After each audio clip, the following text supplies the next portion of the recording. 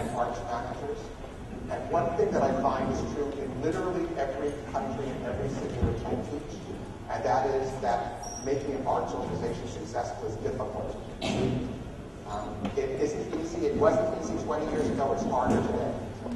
And I'd love to hear from you first. If you could just tell me a few things that you think make it hard to run an arts organization, to make an arts organization successful. What are the things that are challenges for you? I know some of you have challenges. Whoever speaks first gets a prize. Money. What about money? Can you be more specific? Not enough money.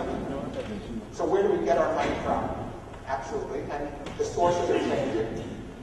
And they're changing all over the world, almost more around the world than in the United States. But that's a big challenge. What else makes it hard?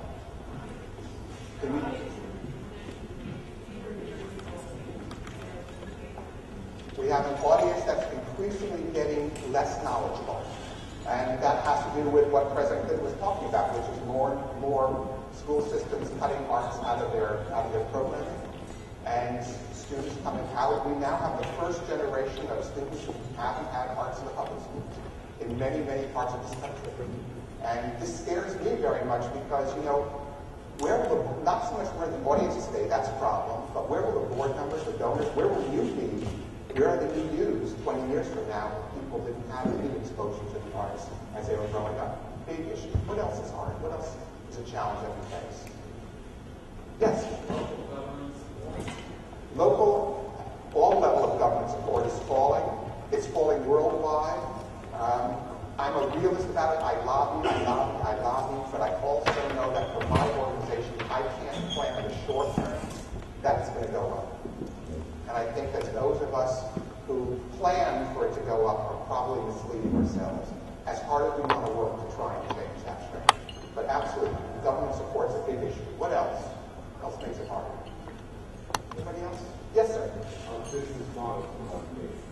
Can you be more specific about that? We still believe that if we have money to perform a concert, everybody will show up. Yeah. We have to work harder at marketing. We have many more competitors for people's time and their discretionary income.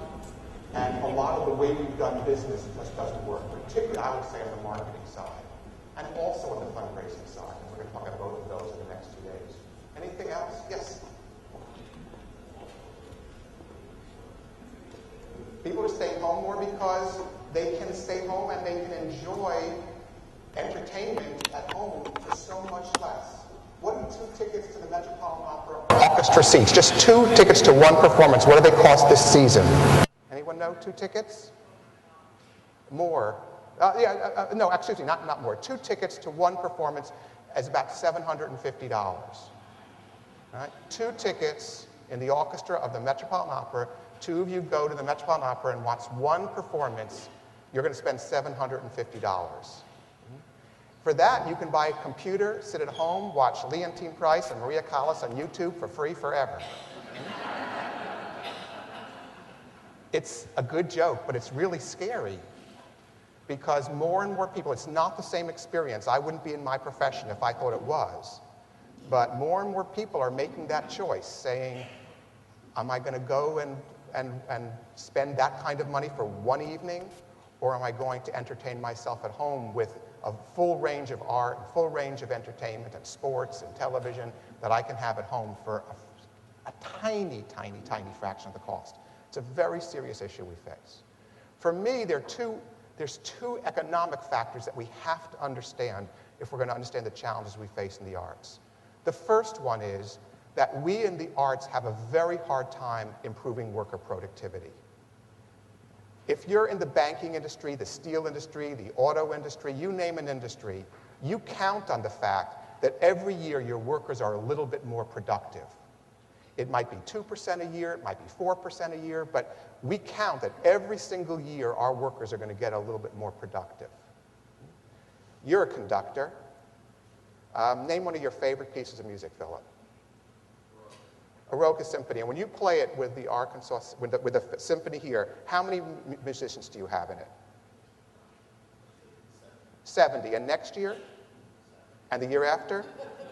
Yeah. We don't get more productive. Every year, the symphony doesn't get smaller and smaller and smaller to play the same work. And how many hours does it take to play the symphony? Or how many minutes does it take to play the Eroica? In your tempo. 45 minutes. And 5 years ago? 45 minutes. And 10 years ago, 45 minutes. We don't play things faster and faster and faster. We don't get more productive in our industry very easily. And as a result, our costs go up really fast in the arts. And you know, we all feel it. All of you board members, you get your budget saying, why are the costs so much this year? It's because we don't benefit from that little bit of help that we get from worker productivity in many, many art forms. Our costs go up so fast. And then there's a second problem that compounds it, which is, what's theater do you perform in? Robinson Theater. How many seats in it? 2,600. How many will be in it next year? And the year after? 26. It doesn't get bigger. Our market doesn't get bigger. When we give a performance, it's for a certain amount of people. Our real uninflated earned income stays the same year in, year out. And as a result, we have this big gap. I was lucky enough, as President Clinton mentioned, to run the Alvin Ailey American Dance Theater. And I brought them to the Herod Atticus, which is a beautiful amphitheater in the base of the Acropolis in Athens, Greece. If you're ever in Athens, go to the Herod Atticus. It's this outdoor ancient amphitheater, 2,000 years old. And you sit on these stone bleachers, and the performers are on this stage, and the moon's behind you, and the Parthenon is lit up literally above your head. And it's the most glorious place to see art, I think, in the world. And my dancers were so excited to be on the stage and to look at the moon and to see all these people sitting in these bleachers. And I just stood on the stage and said, exactly the same number of seats for 2,000 years. No real earned income potential increase for 2,000 years.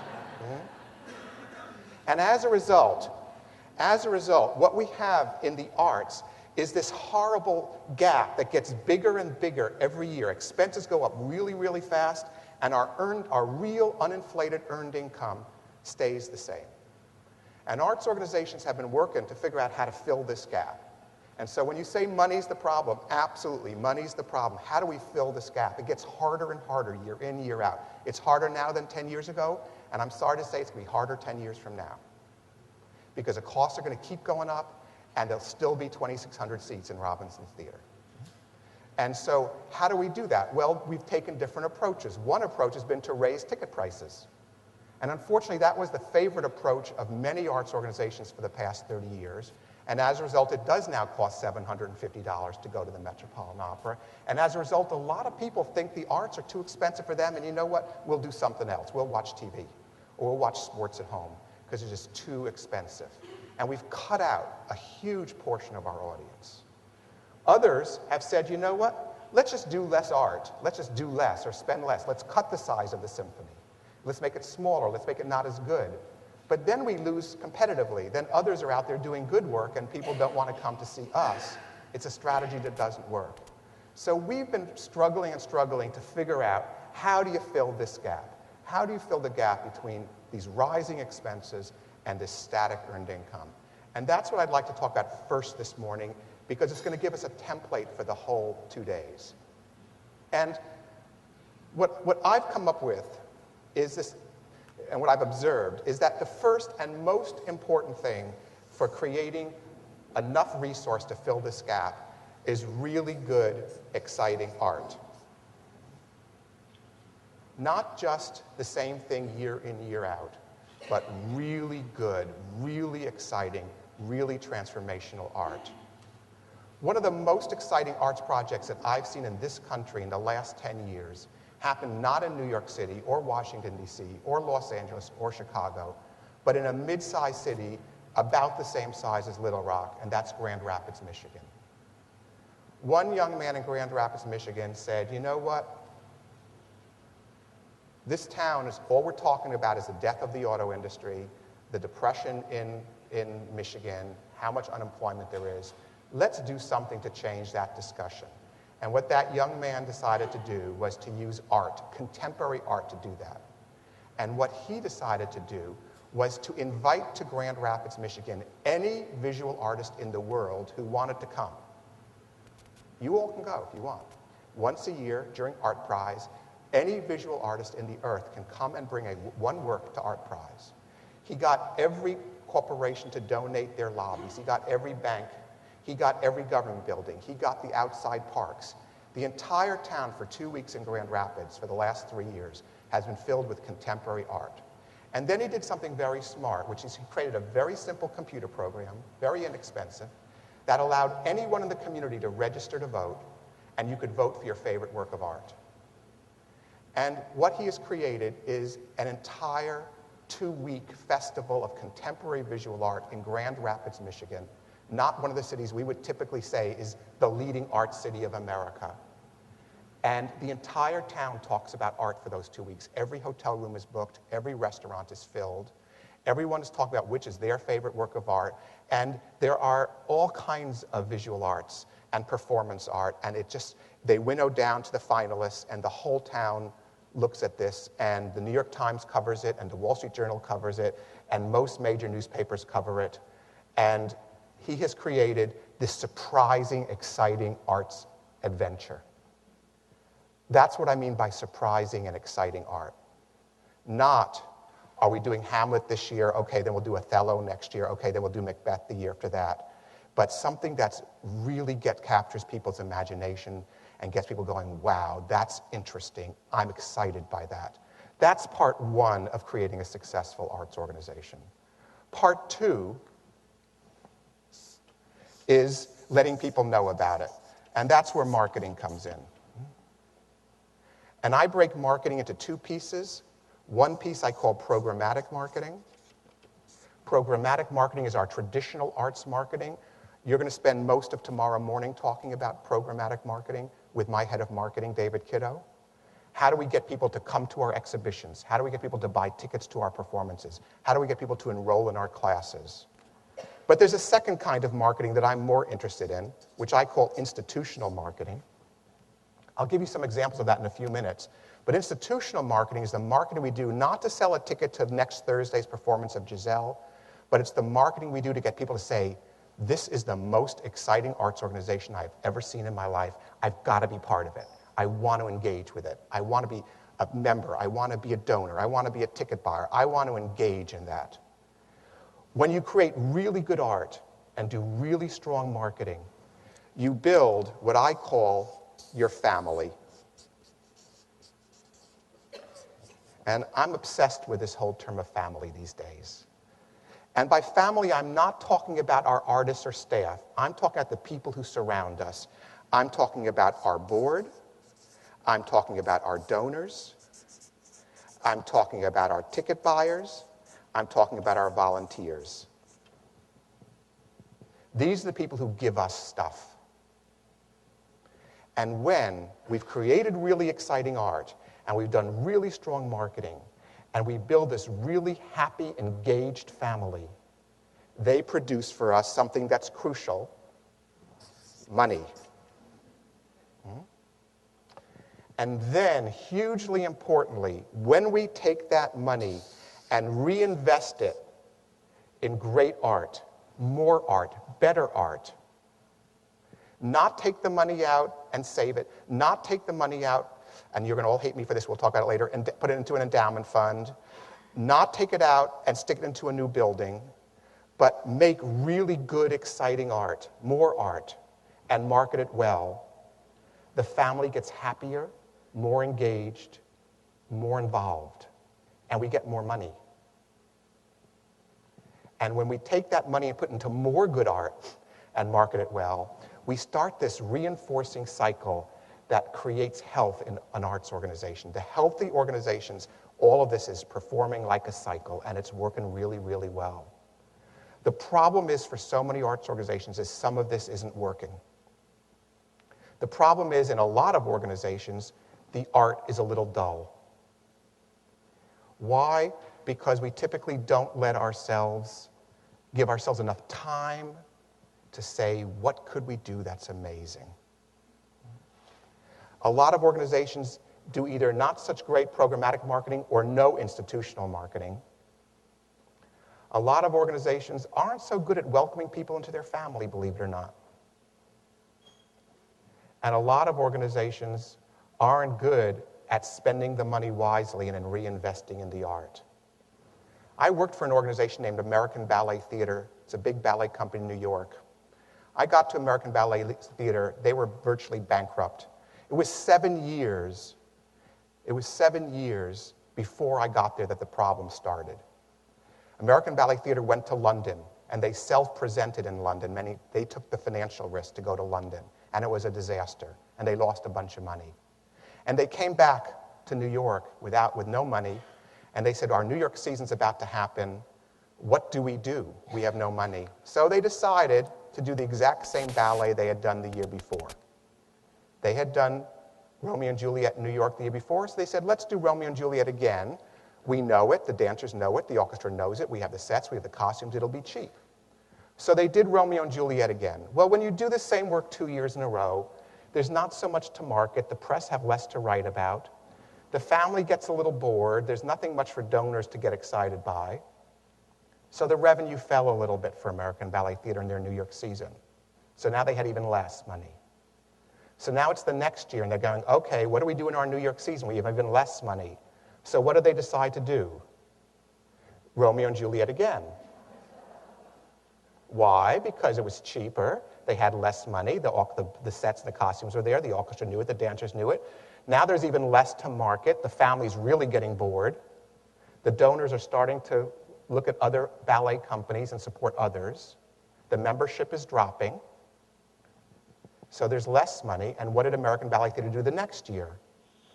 Romeo and Juliet again. 7 years in a row.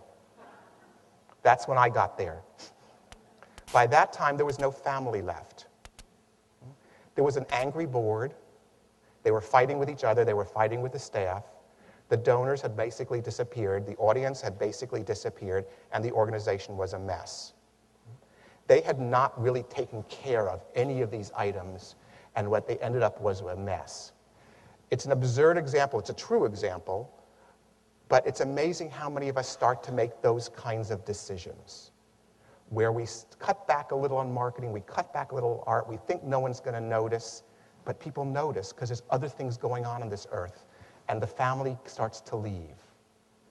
And I believe there are examples of that in every community, of organizations who are losing their membership, losing their donors, losing their audience. And the reason why is because they're not making themselves as potent, as exciting as they need to be. The art's not as interesting, the marketing's not as strong, they're not good at building the family, so they don't have any money. And it gets sicker and sicker and sicker. Does this make sense? Does this concept make sense? Any questions on this? Problems, frustrations? Does it seem too simplistic?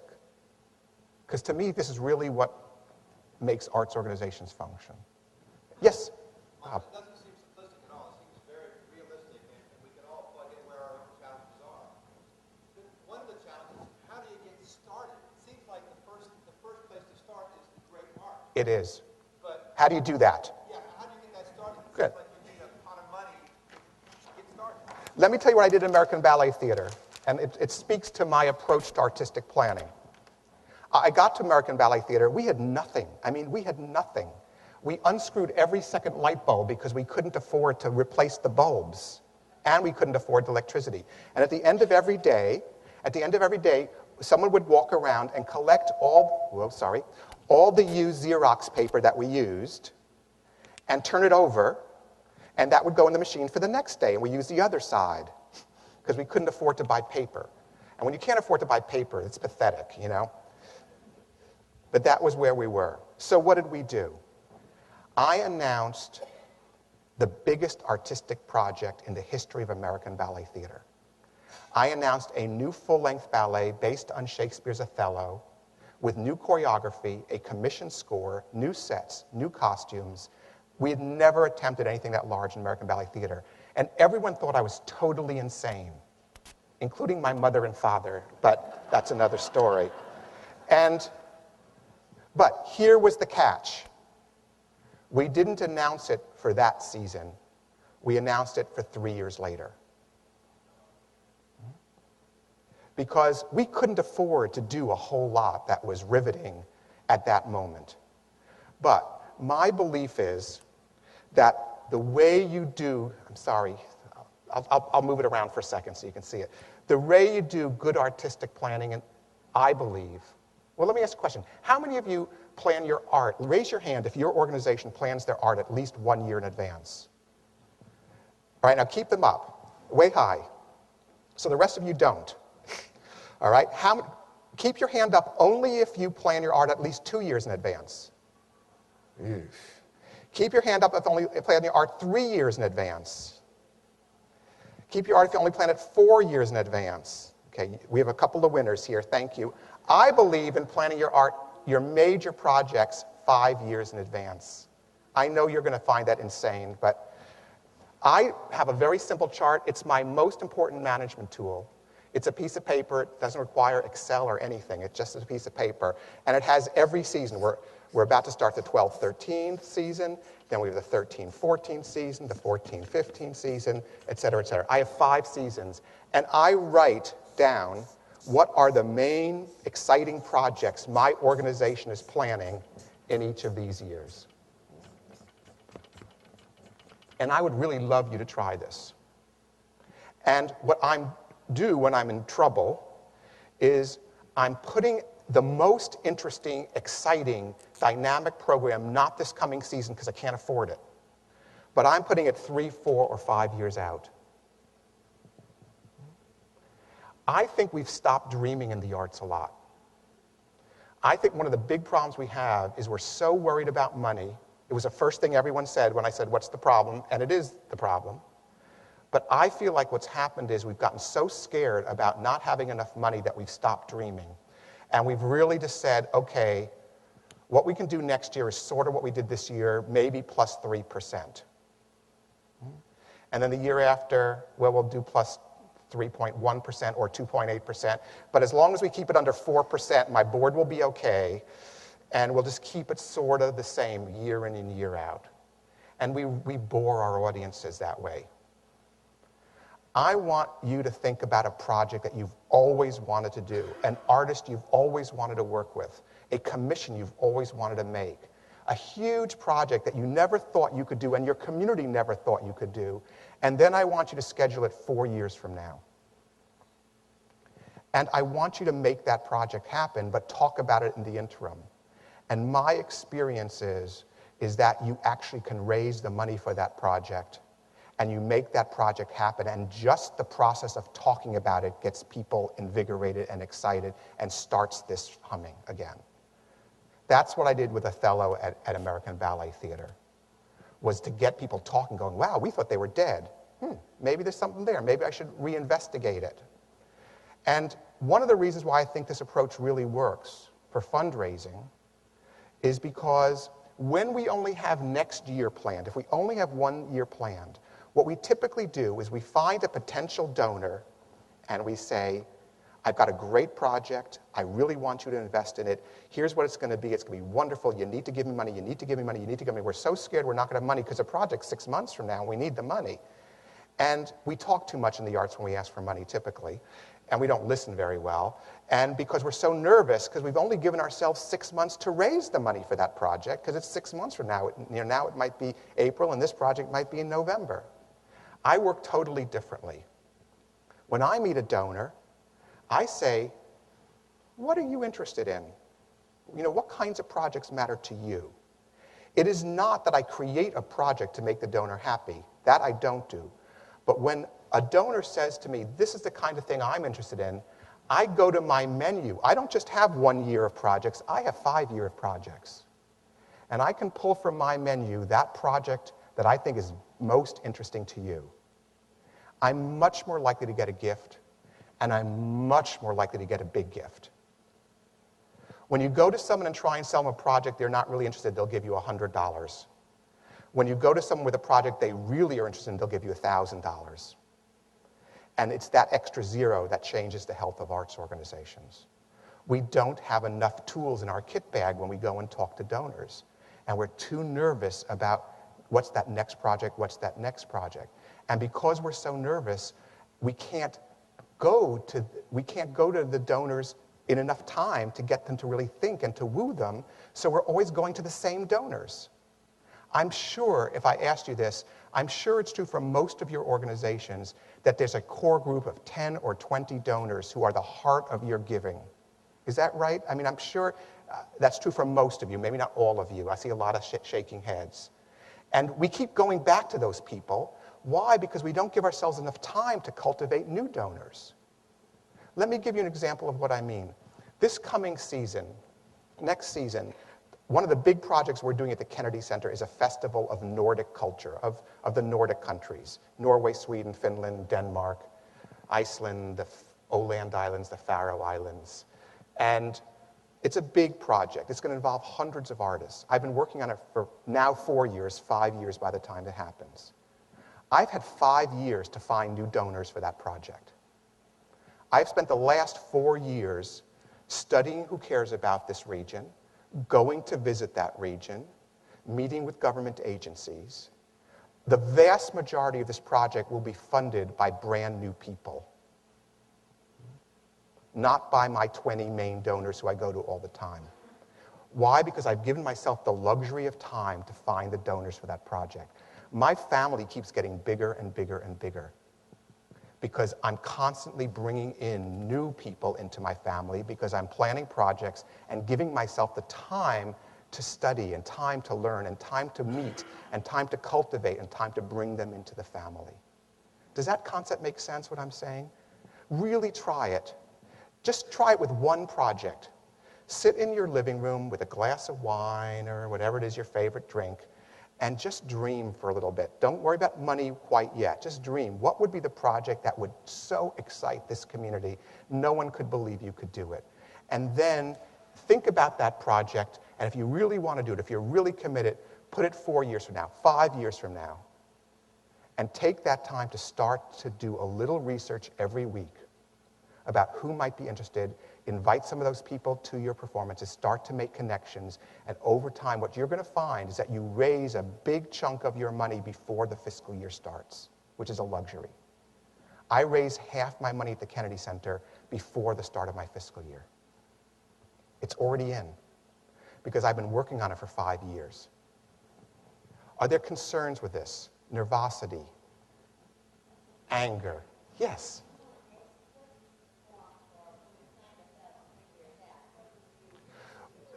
We didn't do Romeo and Juliet, you'll be happy to know, but we did works that were in our repertory. We did Giselles, and we did Coppelias, and we did Swan Lakes, and so we actually did a few little new things, but they were much more modest size. But I really knew we couldn't do Romeo and Juliet. That left for about 5 years. It's back there, but that's a long time ago. Yes?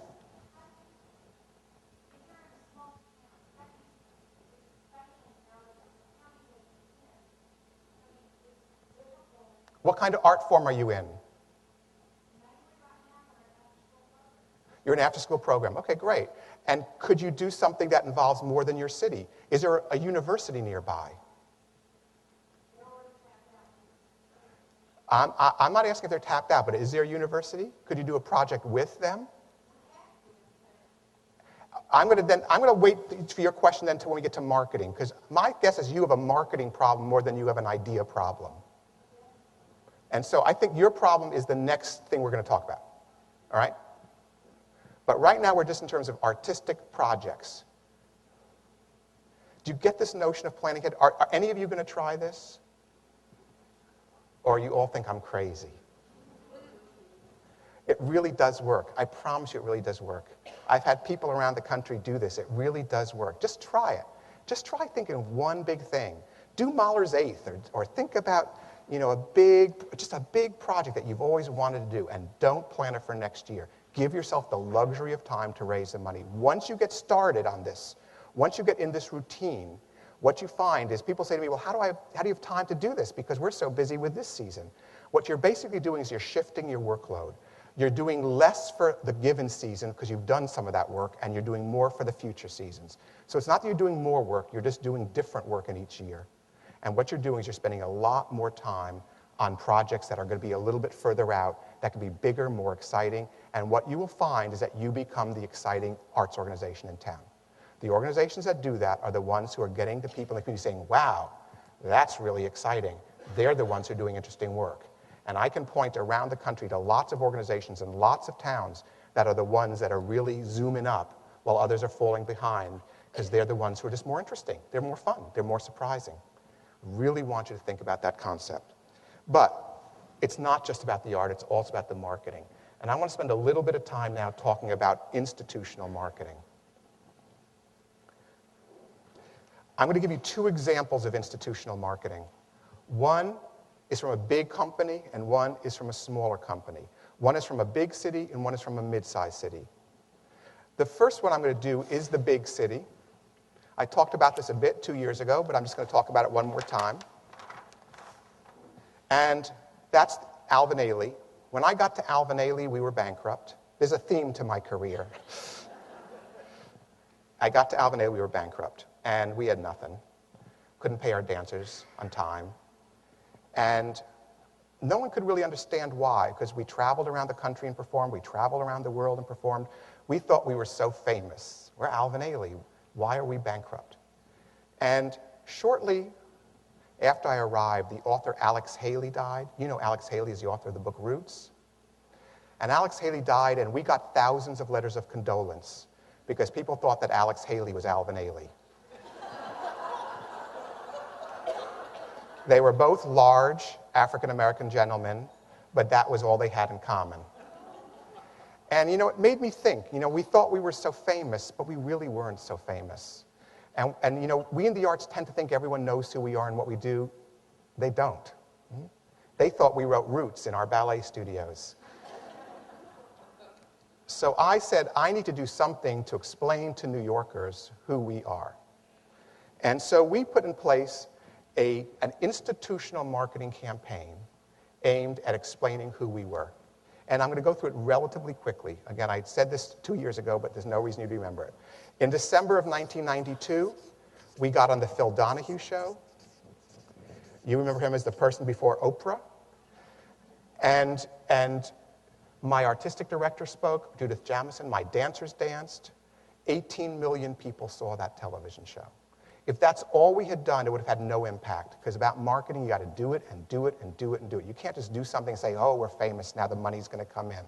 If you get a big article, a nice article in a newspaper, someone does a TV story about you, don't relax. That's step one, not the end, it's the beginning. The next month, President Clinton mentioned it, was President Clinton's inaugural. And I wormed our way onto his gala the night before his inauguration. One of my board members told me the day after he was elected in November that there were going to be a big gala. The night before I asked. I said, yes. I said, I've got to find a way onto that gala. He said, well, call the man responsible for the whole inauguration. Well, what's his name? His name's Rahm Emanuel. So I called Rahm Emanuel, and he didn't want to talk to me. So he said, well, talk to the man Gary Smith who's producing the actual gala. So I called Gary Smith. And Gary Smith said, he didn't want to say we don't want you because he thought that was rude. He was being a little weak that day. But he didn't want us in the worst way.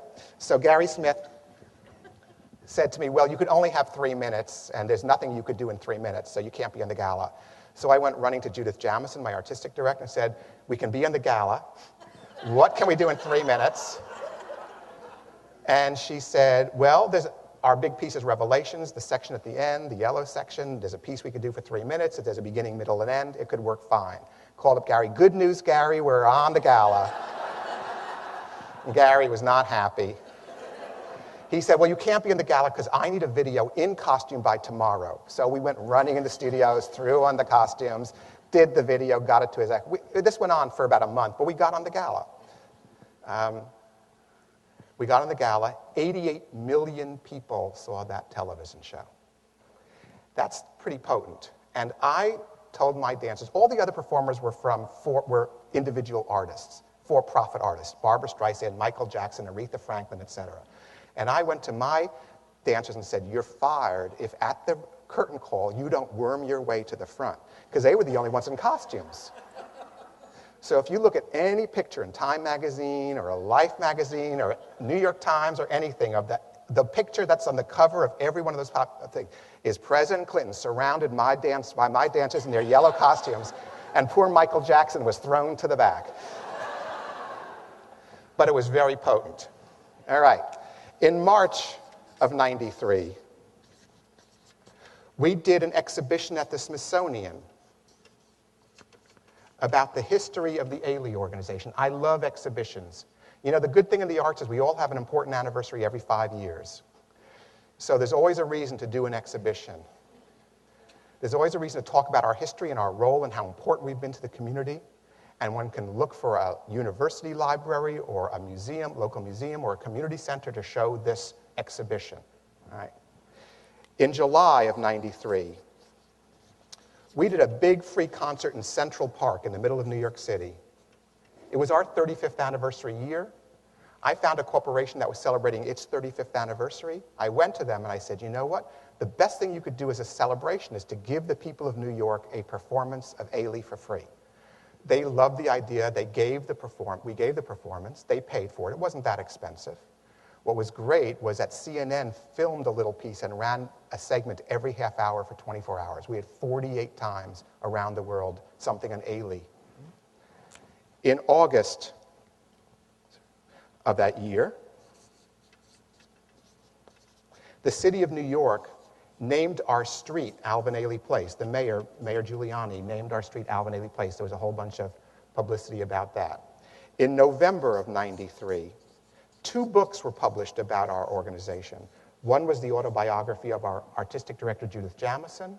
One was a book of photographs by a man named Jack Mitchell, who'd been photographing our organization since its beginning.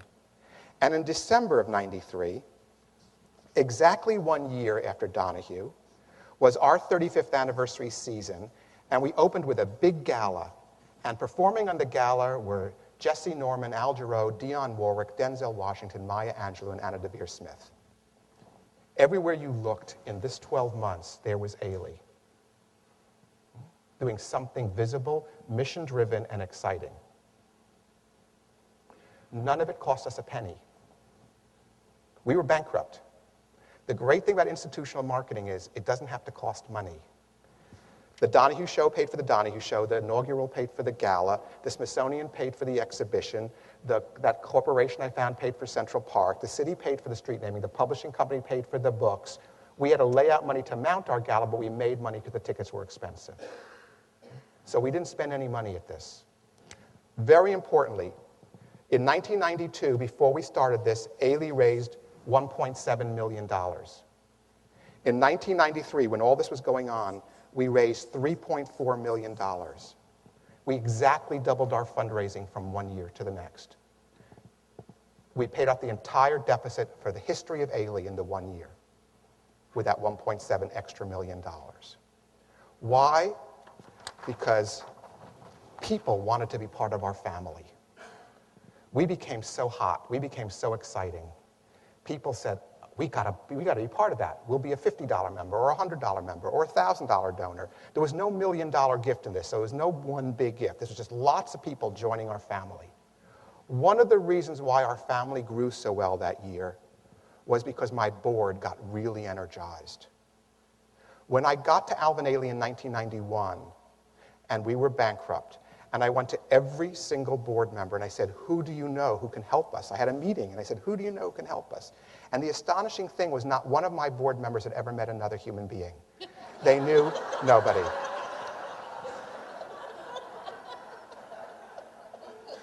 You've all been there, I know. You've all been in that situation, right? We don't know anybody. We really don't know anybody.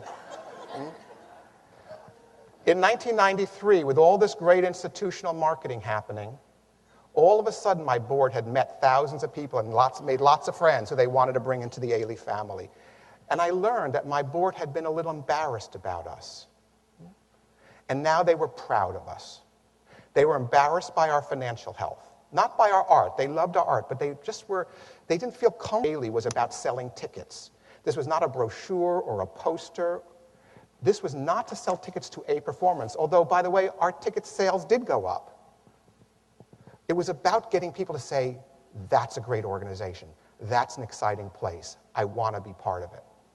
Now, Ailey's a big organization, and some of you are probably saying, yeah, but we can't do a presidential gala. My budget's too small. That's not who we are. So let me talk about another kind of organization. I ran a much smaller one in a smaller city, but we did the same kind of things, and that was my first job in the arts, was running a ballet company in Kansas City, Missouri.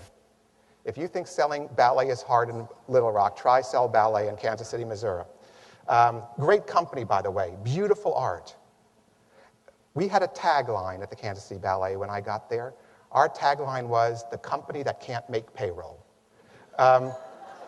Because every 2 weeks, we had to call up our friends, our best friends, say, could you give me an extra $300 or $500 or $200 so we can get enough money to pay the dancers? And I knew when I got that that wasn't the way you were going to create a happy environment. That was not a sustainable model for our organization. So we had to think about, okay, what are we going to do to get people excited about the Kansas City Ballet again? So what did we do? Well, we put on our board the news anchor for the local NBC affiliate. And his board contribution was he put us on his show 4 times a year. And we found an early morning talk show called Good Morning Kansas City that no one wanted to be on because you had to get up at 3:30 in the morning to be on it. But if you were willing to do that, you could be on for 15 minutes, which is a big segment on television. And so I was on 3 times a year. And who was watching that show? The business community getting ready for work. So I had 15 uninterrupted minutes 3 times a year with the business community of Kansas City. That was a great thing. What else did we do? Some of your best institutional marketing is when your art is the most exciting. And my artistic director, Todd Bolander, recreated a work by George Balanchine that hadn't been seen in 25 years. And when he created that work, dance press came from all over America to Kansas City and wrote about the Kansas City Ballet. And the people in the community said, I can't believe it. You know, why does the New York Times care about Kansas City Ballet? They did because we did something really interesting and important, something innovative on the stage.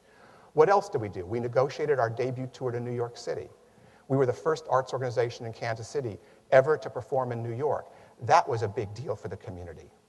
And then I did something that was incredibly potent and so simple, any arts organization can do it. In Kansas City, it's a landlocked community. There's some wealth in Kansas City, but there's not a lot of ways of spending it. So what people do is they buy each other's homes and redecorate. That's a big activity in Kansas City. Good for you, khakis. Good market. And one of my board members had just bought a big home and redecorated, and everyone wanted to see it. And I asked them, please don't let anybody in. Let's do a cocktail party in your house. Doesn't cost anything to come. We're going to invite 50 of the leading people from Kansas City. And at the cocktail party, they all came just to see the house. They didn't care about anything else. But what we did is we stopped in the middle, and I gave a 15-minute presentation about our strategic plan and what our plans were for all these things, like the tour to New York, like the work by George Balanchine, et cetera, all the things we were going to do. And I was very honest. I said, you know, we're the company that can't make payroll, but we're going to go from being the company that can't make payroll to Kansas City's most important cultural export. And here's how we're going to do that. And we want you on board with this. And I gave every person who came a copy of the plan. That event did more to change the history of the Kansas City Ballet than anything else we did. Because all of a sudden we had 50 of the leading people of the community saying, wow, they have an idea, they have a plan, this is exciting, I trust them. Because people don't sponsor us when they're nervous we're going to be failures. And they do sponsor us when they think they know what they're doing. And that event started to change the minds of a lot of people in the community. And that alone started a germination effect that where more and more people wanted to join our family. And the astonishing and the wonderful thing is this past season, this past year, the Kansas City Ballet opened a huge, beautiful new ballet building in Kansas City. Now, this is 27 years ago, but we started it back then. And it builds when you start getting people excited and trusting you. And it started from our institutional marketing effort, from all the things we did to get the people of Kansas City to say, this company's really exciting. I got so many of the other arts organizations mad at me. I can barely to this day go back to Kansas City without getting yelled at because we were everywhere. We just put ourselves everywhere. And people wanted to be part of our family. And we got the resources, and we jump-started. Well, again, they were a bankrupt organization when I got there. The company that can't make payroll, then they became a healthy organization because we got this whole cycle humming. Does this make sense? Questions? Yes, sir.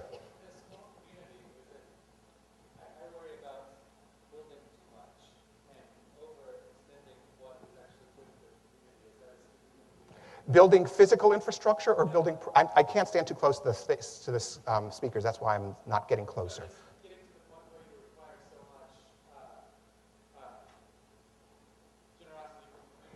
You know, if you're only going to go to the same 10 or 20 donors all the time, yes, you can overbuild.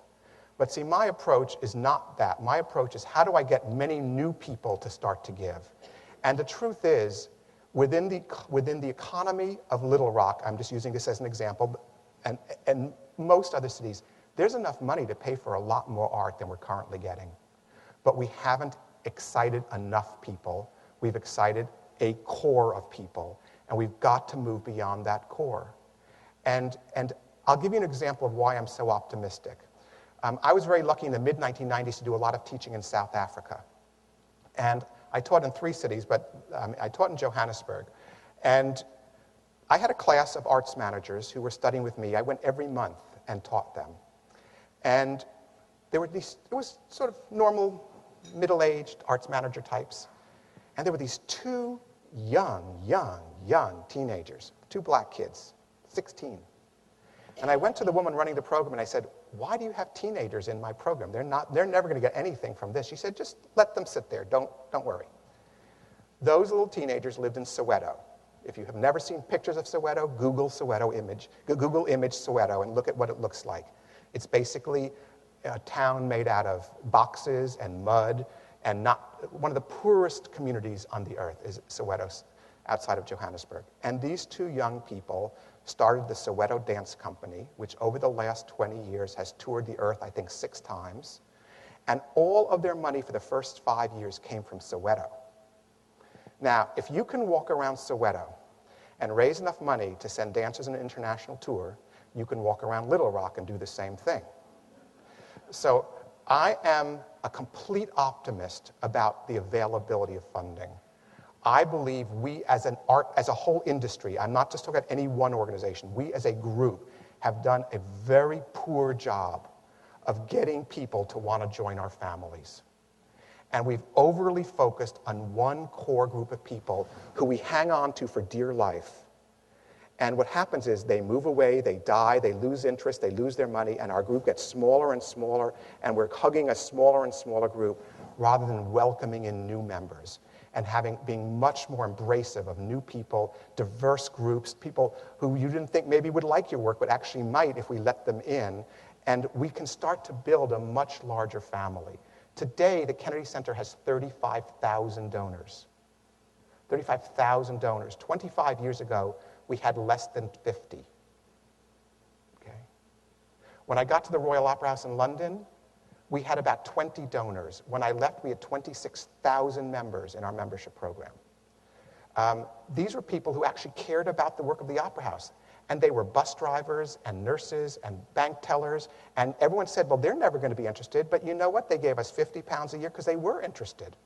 We haven't done a good enough job. I am so convinced that if you can build a building as beautiful as this one, you can have great ballet, great theater, great orchestra. It's expensive. It's not that expensive.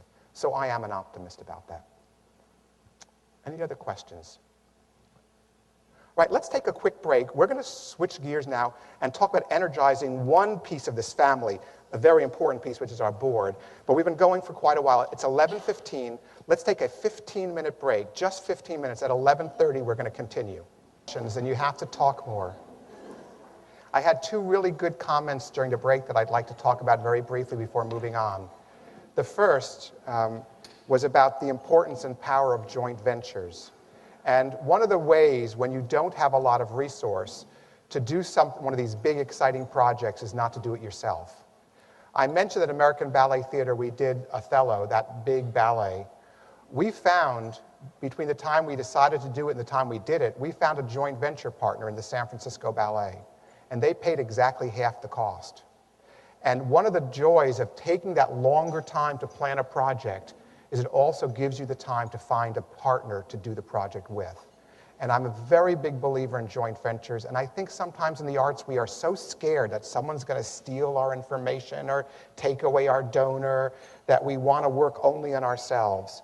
But when we work with others, when we work with other organizations, we can make a bigger project.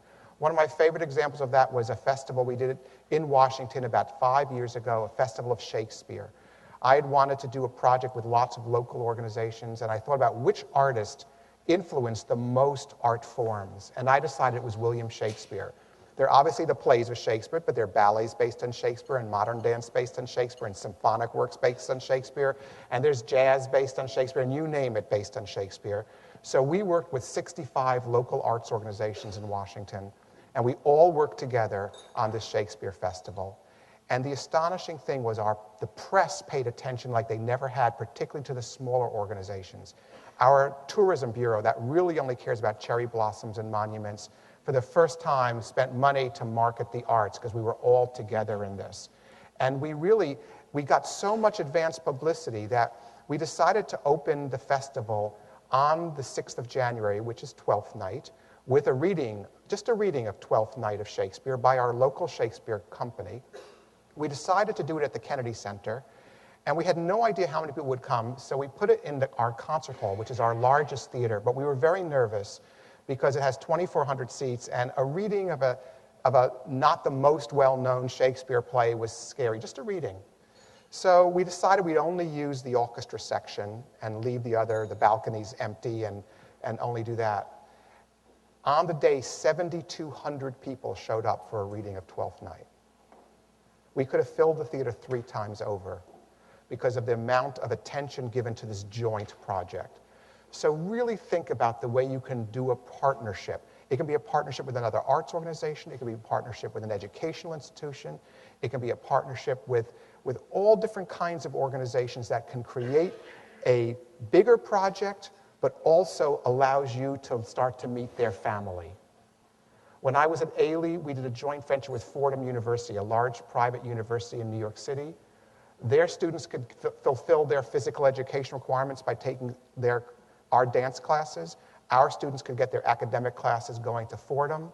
We each met whole new families. It was incredibly potent, and it continues to this day. That was 20 years ago, and it's still happening today.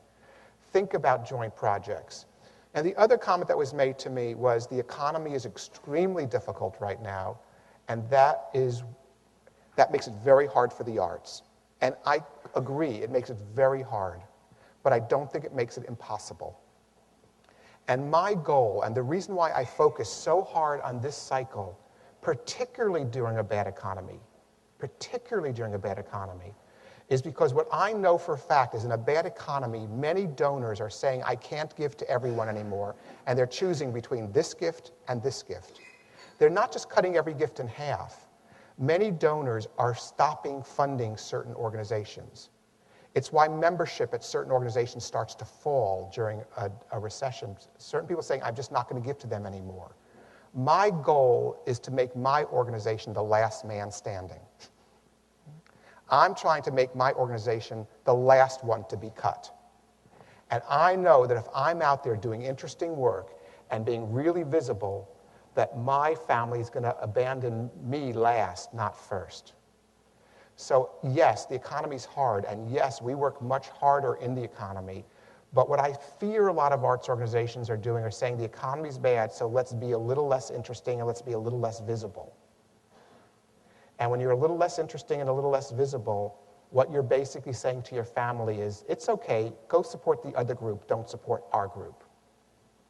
So I don't find the bad economy as an excuse for me as a manager to not do my work. I find it means I've got to work harder, and I've got to make my organization more competitive, because I know we don't like the term competition in the arts, but we are competing for funding. We just are. And I need to make my organization so exciting that I'm not going to get cut. Does that make sense? And we've been able to have a surplus during this entire last 11 years at the Kennedy Center every year, because we keep on trying to get that next donor in, the next donor in, the next donor in, the next donor in. It's not because we're a big organization, because I also have to raise a ton of money. It's just that we're trying to keep ourselves vibrant and exciting. Don't give up in a recession. Work harder. Any questions on that? Any questions on anything so far? I know there are a lot of people with questions. I'm assuming that if you don't ask questions, it means you're all going back doing your 5-year artistic plans, doing your institutional marketing plans, and you're all back there doing it. I hope that's true. Okay, let's move to the next piece of the puzzle, and let's really talk about boards. How many of you are board members of arts organizations? Raise your hand. Yeah, it's about half of you. We're so grateful for you. You know, board members and boards have the power to be so incredibly helpful to arts organizations. But I find that in a lot of boards, board members are depressed, angry, frustrated, and not having a particularly good time. Now, I'm sure that's true of none of you in the room. You're all loving it. But in a lot of cases, board members are really frustrated, and boards are not being as productive as they want to be. And we see a schism developing between staff and board, where the board thinks the staff isn't doing their stuff right, and the staff thinks the board isn't being generous enough or getting enough their friends to give money. And we end up with this sort of tension that I think is inherent in a lot of arts organizations, particularly in challenging times, and it's so non-productive. And I believe that the quickest, best way to get your family excited and to get the money flowing is to get your board really excited and really engaged in the work. And I'm going to use as an example of this, again, the Alvin Ailey Company. I mentioned that when I got there in 1991, we were essentially bankrupt, which we were. And my board was very frustrated, and they wanted to close our school, and they wanted to close our junior training company. They thought that was the way to solve our financial problems. And again, from my reading of the situation, that's not what helps. You don't do less work and think by doing less work we're sort of going to be healthy. Because organizations that start cutting back, they tend to keep cutting and keep cutting and keep cutting and keep cutting until there's nothing left. Also, my board was not particularly generous. I had 36 board members. 18 of them combined, if you take their annual gift combined, was $5,000. Yeah, that was bad. That was a problem. And in fact, all individual giving to Ailey, our budget was $6.5 million at the time, but all donations from individuals, including board members, was $250,000. Not a whole lot. And we knew that with this giving profile and with the board not given very much, we knew we needed to think about how to restructure our board, and we needed to rethink our board. So the first thing we did was we did a board audit. And I'd love for you to think about doing this for your organization. It's really easy, but really potent. What we did was we sat in a group and evaluated ourselves, our board evaluated itself according to the 5 key responsibilities of a board member. And these are the 5. Number 1, to really help develop and understand the strategic plan. And we gave ourselves a ranking of 1 to 5. 1 meaning there wasn't a plan. 3 meaning there was a plan, but 5 meaning they really were paying attention to it and they really were making sure it was implemented. And we talked about how much involved is our board in planning. It's amazing to me how many arts organizations write strategic plans, the board approves them unanimously, and almost no one in the board ever knows really what's in it. One of the things we put in our Ailey plan was we put a giving requirement that was substantially higher than that $300 that we were getting on average from those 18 board members. They all voted for it, and then were surprised the next day when I said, "Where's the money?" They approved the plan, they didn't read the plan. I don't believe in executive summaries of strategic plans. Or let me put it this way, I don't believe it should be for the board. If a board member can't read the whole plan, they shouldn't be a board member. That's not that hard. And so number 1 is, does the board really get the plan? Number 2, does the board, or at least a portion of the board, really understand the budget?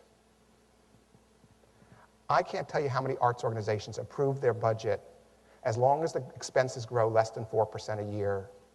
It looks reasonable. At least some of the board really has to understand the budget. Why are we saying we're going to raise this much money? Why do we think we're going to sell this many tickets? How do these things work together? What's our institutional marketing plan if we're going to increase our fundraising? How are we going to do that? We gave a 1 if there's no budget.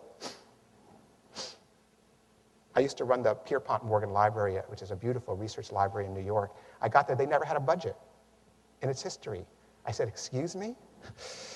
Number 3, if the board approves the budget, but a 5 if they really understand the budget. They really get it. They understand the linkages in the budget. The third thing, board responsibility, is hiring, firing, compensating, and motivating the people who report to the board. In some organizations, it's one person. In some organizations, it's two people. We gave a 1 if the board doesn't even know the name of the direct reports. A 3 if they are good at hiring, but a 5 if they're really good at motivating. It's amazing how many arts organization boards don't think about motivating the direct reports. The fourth key responsibility, this is the famous one, and I phrase it very in a particular way, carefully, is the board helps give and get resources. I don't believe it's the board's job to run fundraising unless it's a very small organization or very young organization where the board is basically the staff. I believe it's my job as staff to run that operation, but it's my job to engage my board in that. We give a 1 if the board does nothing with fundraising, a 3 if they give, and a 5 if they also get. And the last responsibility of a board member, and it's very much like the fourth one, but it's different, is the board members serve as ambassadors for the organization in the community. They're the people talking to the rest of the friends. They're the ones who are out there trying to get people to really become engaged and excited. And I have seen some organizations, I can't tell you how many. I go to a party, a cocktail party, and a board member will come up to me and say, "Oh, we went to a board meeting, it was horrible. That organization doesn't know what they're doing. The gala was awful. I hate the programming. Will you give us $1,000? It doesn't work. 1, if the board's bad-mouthing the organization. That was my board at the Royal Opera House. 3, if the board is helpful, but only in a reactive way. People come up to them and talk about it, so then they talk back. And 5, if they're really proactively going out in the community and talking about the organization. So we sat down with those 5 responsibilities, we discussed them with the board, and the board evaluated itself as a group. And we came up with this at Ailey. On planning, they were a 3. There was a plan, but they never saw to implementation. On budgeting, it was a 2. Almost no one on the board had any idea why we were budgeting what we were doing, and every year there was a shortfall, and then they were surprised and mad. But they approved the budget, they just didn't know what was in it. It looked reasonable to them. Number 3, they were a 4 with hiring, firing, and motivating. They were pretty good with the staff. They had a good relationship. They had done a good job of hiring people. They did a 4. In terms of getting and giving resources, 1.5. They were abysmal. And in terms of ambassadors, they were 1.5. They were so mad at us. They were so mad at the organization. They weren't out talking to anybody. They were so frustrated because it had been years of financial trouble. And so we looked at these evaluations and said, okay, what do we need to do with our board? And what we realized was we needed to get some help on fundraising, get the board better engaged. We needed a whole new board culture. It wasn't just about getting a few good people on the board. We needed a new way of thinking on the board. And we really embarked on an 18-month process to restructure and redevelop our board. And here's the things we did. Number 1, we asked the 18 board members to leave. Now, I know that sounds horrible, but I've had to do this many times in my career, not to Donna McClarty, who's a wonderful board member, but I'm using her as an example. And I would just say, Donna, you've been a wonderful board member. We're so happy that you're involved in this organization. But as we look to the future, the resources we need on our board are different, and we were hoping you might step down to make room for someone else. That's not so horrible. I don't do it in public. I actually did this in a seminar once, and the person I knew, and they got really mad at me after they said, "Why did you fire me in public?" I'm not firing you, Donna. But those 18 people were weighing down the board. This was an organization that was 35 years old, and of those 18 people, 10 of them had been on the board for 35 years. And they were wonderful people. One of them was a people who had sewn the original costumes for Revelations. And one of them was a person who had driven the dancers to the first performances. And one of them was a person who had volunteered to do the bookkeeping in the beginning of the organization. These were all great human beings. Did I want them to leave my family? Absolutely not. But they weren't appropriate governors anymore as we grew.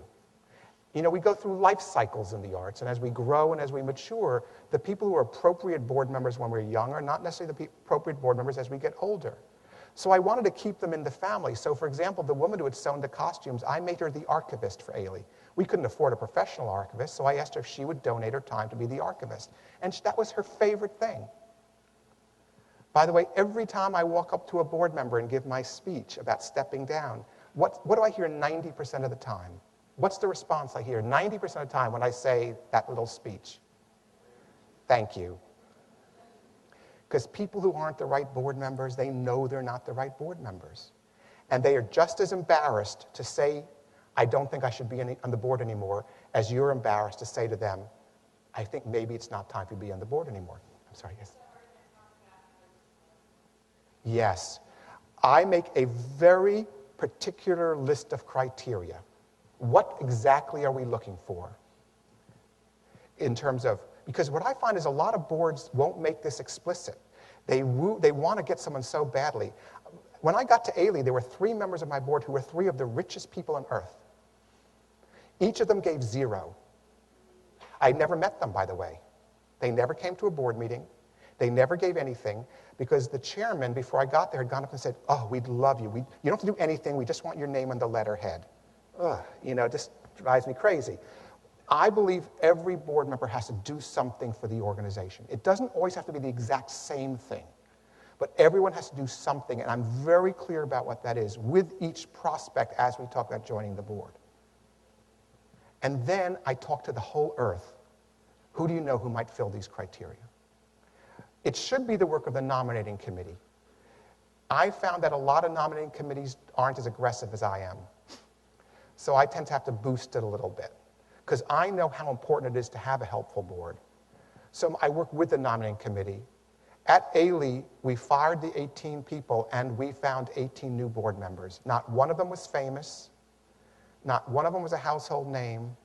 But each one fulfilled a role that we needed. Some were good givers, some were good getters. Some brought us into a community we were trying to address. They're all different. Some of them could fulfill certain. We needed real help on real estate. Real estate was a good problem, so we had one of them who became a real estate expert. It depends what your organization's needs are. You've got to evaluate them. But be so explicit about it. Don't be general. And don't let your nominating committee be all people who are best friends with each other. Because in a lot of boards, that's what happens, is 3 people say together, oh, we'll do the nominating committee, and they're all friends. And what you end up with is just one little group of people who get nominated for your board, and they're all in the same group. Whereas my whole philosophy is I want my family to be as broad as possible. I don't want it to all be from one group. Does that make sense? So who you have doing the looking is going to determine, in some sense, who you're going to find.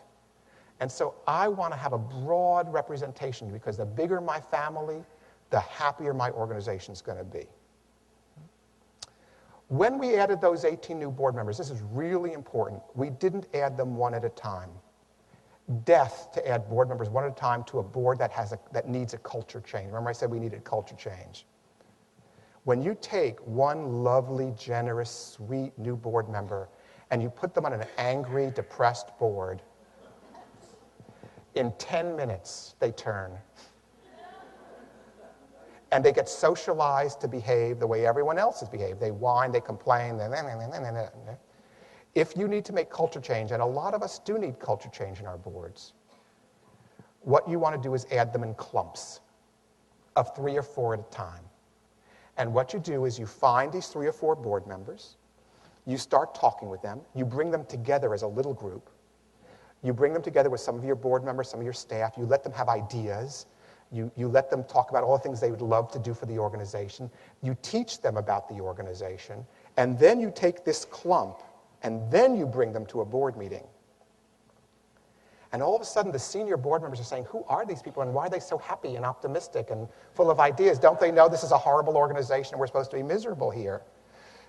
bring people in clumps. I find it works so much better if you're an organization that needs culture change. All right. I don't believe in putting a whole lot of not-for-profit executives on a board. The Ailey board was chock full of ministers, educators, other not-for-profit leaders. I love the expertise of these people, and I want them to come and give it to my board when we need it. But someone who runs a not-for-profit is trying to raise money for their own organization. And I need people who are interested in my organization. It doesn't mean having 1 or 2 is going to kill you, but don't have 8 or 12. Even if they're wonderful people, bring them in as experts. You don't have to occupy a board chair. The next one, this one's going to bug a lot of you. I don't believe in term limits. I don't believe in term limits for board members. I do believe in term limits for board chairs. I don't think anyone should be chair for life. Because usually there's some point in time when that person should no longer be chair and no one knows how to make that change. But I don't believe in term limits for board members, and I'll tell you why. Number one, if someone's not a good board member, the reason why people use term limits is it's an easy way to get rid of a bad board member. I don't have a problem getting rid of a bad board member the way I did it with Donna. But more importantly, when I have a great board member, someone who's smart, a team player, a good committee chair, generous, well-connected in the community, if I have a term limit that says every 6 years they have to take a year off, if you think they really go home and sit in their living room, do nothing, waiting for that year to come so they can come back, they're not doing that. They're finding another organization because that's the kind of people they are. They're great people. I don't want to lose my best board members for a minute. I want my best board members around me forever. So I don't believe in term limits. And I know everyone who writes any book about boards says they're incredibly important. And I know that I'm a minority view, but that's just how I feel. Comments, problems, questions on that? An ideal board chair? An idea for an ideal board chair term? A term for board chair? I think that's going to be up to the organization, but I think 6 years is probably a good time for most board chairs. In some cases, you might need to extend that for a particular reason, but 25 years as board chair is probably too much. Yes?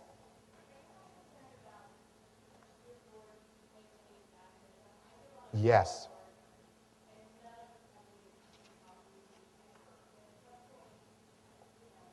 Yes. I do want new blood on my board, but I typically wouldn't fill every potential board slot that my bylaws allow. And so I have room for adding people as I meet great people.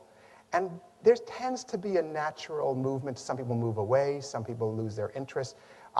You tend to lose some good board members in a natural progression, and not every board member typically is that great. I mean, we can do a lot of screening and find 6 new board members, and of the 6, if 4 are really good, that's a good percentage. And if the 2 should be there for a year or 2 and then maybe evaporate, that's not so bad either. But I do want new blood on my board. I don't want to be the same group forever, because typically the dynamics, the demographics of our community are changing, and we want to be responsive to that as we're trying to reach people. And I believe that my board should reflect the people we're trying to serve and not just a small group that stays the same. How many are on the board you're talking about? 7. And how many do your bylaws allow you to have? 18. So you have a lot of room to freshen your board, even if someone doesn't leave. Does that make sense?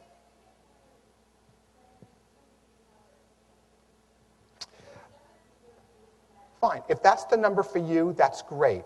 I tend to like larger boards rather than smaller boards for that last reason, because of the ambassadors in the community. I like to have more, all things being equal. But I have a rule in my boards, which is every board member is communicated with at least once a month outside of board meetings.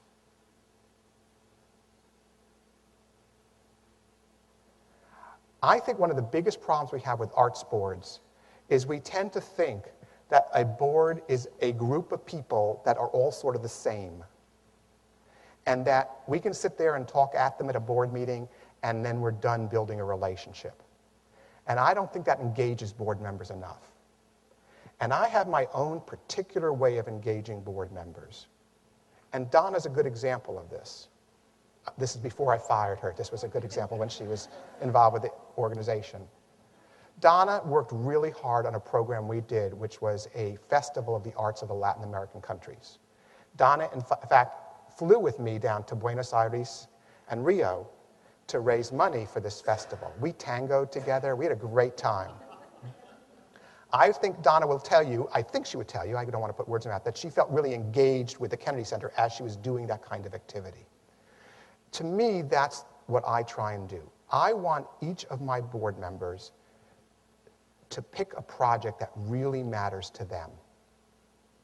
One of the reasons, one of the benefits, we're going to go back to my famous chart of my 5 years of projects. One of the reasons why I like this chart is because I have a lot of projects for board members to pick from.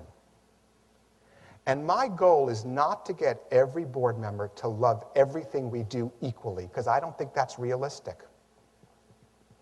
Arts organizations do lots of things. We do our performances, our exhibitions, we do galas, we do educational programming and outreach, we do lots of things. And to think that every board member is going to love everything equally, I think is not realistic. So what I like to do is to say to a board member, you know, which of these projects is interesting to you? Or, do you know how a fortune teller works? You know, the fortune teller will sit there and say, you're having problems at home. No, not at home, at work. You know, and she looks for the eyes to go, and she figures out what you really are feeling. That's what I sort of do. I want to find which of these projects really lights up the eyes of a given board member. And then I ask that board member to become really involved in that project, the way Donna did with our project of Latin American arts. And I feel like if I can get each board member adopting a project, doesn't mean they run the project. It means they're really knowledgeable, engaged, having fun with it, learning about it.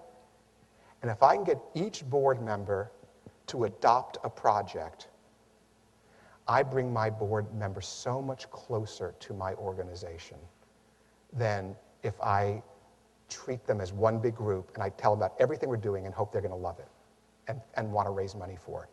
And what I find is if one board member is really excited by this festival we're doing, they're going to help fundraise for it, even without knowing they're fundraising. They're going to want their friends to come, and they're going to want... And I remember you put together a gala committee for our AmeriCards of 26 people, if I recall correctly. Donna put together 26 people who helped with the opening night of this festival because you were engaged in it. It was exciting to you. It was important to you. And so you brought people to the Kennedy Center. You fed our family by doing that. And that's what I think, how we get board members happier. Because board members are happiest when they're doing that and not when we're just talking to them in one room and hoping that, and they go away and hoping that they've absorbed stuff. That's how we get our board members really, really engaged. So, back to the question of do we want only 7 board members? I prefer more to fewer because I prefer more ambassadors with a big but.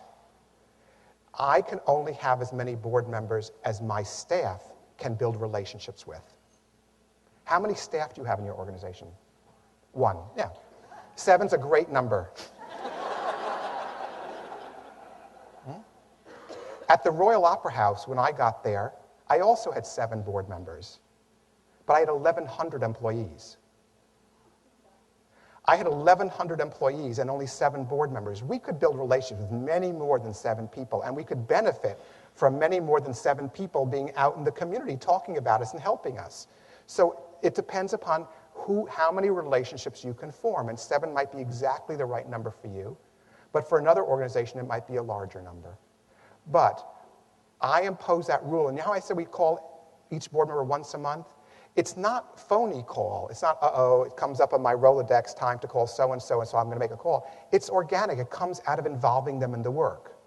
The rule is if a board member is going to be engaged in a project, they're really going to be engaged in a project, and we're going to keep them informed and in touch. So it's not just calling them for busy work. It's calling them to talk about the project they care about. And I find that if you can then have a board meeting where different people on the board are talking about their projects, they become a much more mission-driven, much more involved, engaged board than if all you do is you come and you talk about money. And many, many boards have the problem that, particularly when you're challenged, that board meetings are 70 or 80 or 90% about money. And when all you talk about is money, then the board members start to believe that your mission is about money. We do it to ourselves. We have to get board members engaged in the work of the organization. And we did the exact thing with our new board members at Ailey, and it worked extremely, extremely well. There was also, at Ailey, there was no staff leadership of the board. Now that sounds funny. I know that the staff reports to the board, and I'm very respectful of my board chair and my board. But I also know that I spend 7 days a week worrying about my organization. And it is not appropriate for me just to sit back and let the board do whatever they want to do and then whine about the consequences. Board meetings are not places to whine. I find that if, a board is a group of volunteers, if I go in, particularly when I'm running troubled organizations, and all I say is, we have no money, what are you going to do about it? The board members stop coming to board meetings. My job is to help lead that discussion. I can never come to the board with a problem where I don't come with a solution. It may not be the right solution, and the board is totally empowered to come up with a different solution. But I have to be viewed as a staff person. I have to be viewed as someone who's coming up with solutions to problems, who's in charge of the organization, rather than someone who's just sitting around waiting for the board to solve problems.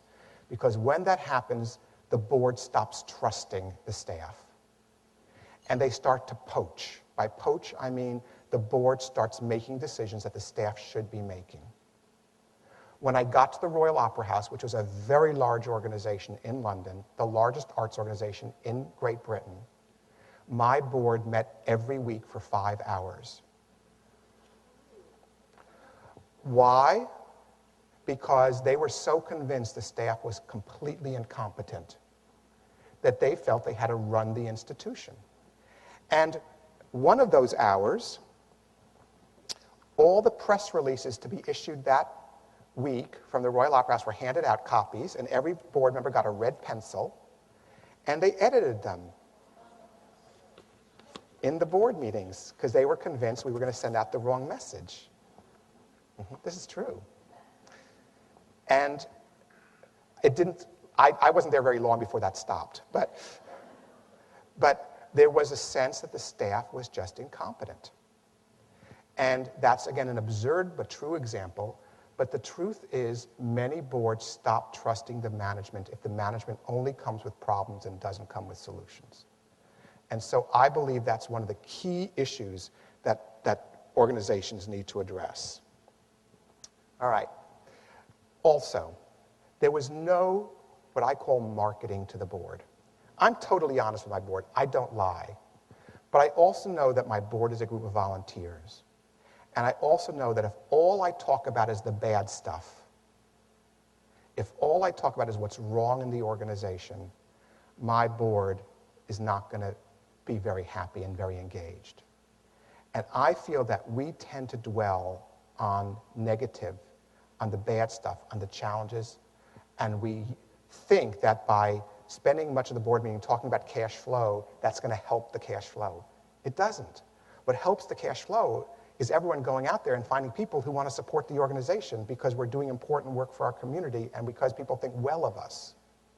Too many organizations are too visible and too public with their bad information.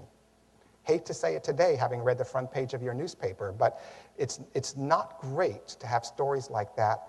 And nowhere in that story did anyone say about the good things that were happening of the Arts Center. I'm sorry to be blunt, but it very much concerns me because I've run organizations that have challenges. And we need to be able to talk about what's good about the organization. We need to give our board the ammunition about what's great about the organization, who we're educating, what we're doing. And this is something that's very, very concerning to me as I see organizations that are facing challenges. And we do it to ourselves because we talk too much publicly, and we bring too much data to bear, and we've got to keep the focus on what's good about the organization.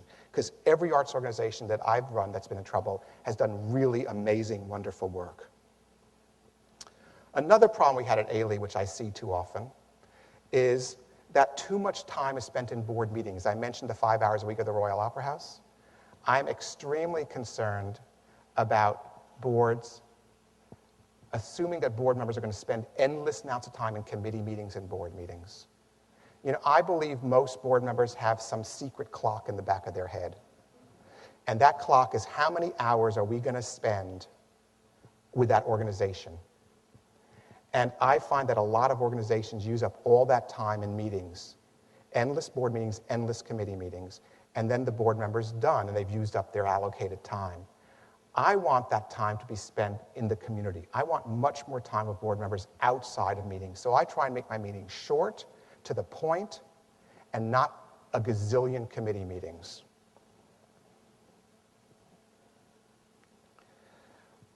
How many of you have been in a board meeting where someone said, either the chairman or the executive director says, we need help from everyone to do fundraising. Everyone should fundraise. Everyone should fundraise. Everyone should fundraise. Everyone should fundraise. We need help fundraising. We need you all to help fundraise. I've heard that so many times, and it goes in one ear and out the other. It becomes white noise for arts organizations.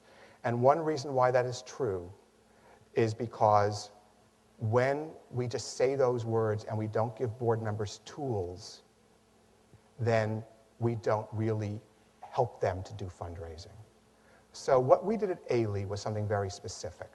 I found that my board was very comfortable selling tickets to our annual gala. They had no problem writing to their friends in an invitation saying, please come to the gala. And I think the reason why, and I think it's true for a lot of organizations, is because the quid pro quo is very simple. Give us X $100, you get 2 tickets to this wonderful evening, we'll have a great time, the food will be fun, your friends will be there, it'll be great. So I thought about that. Why is that easier for my board? And I realized that the quid pro quo for general fundraising is much harder.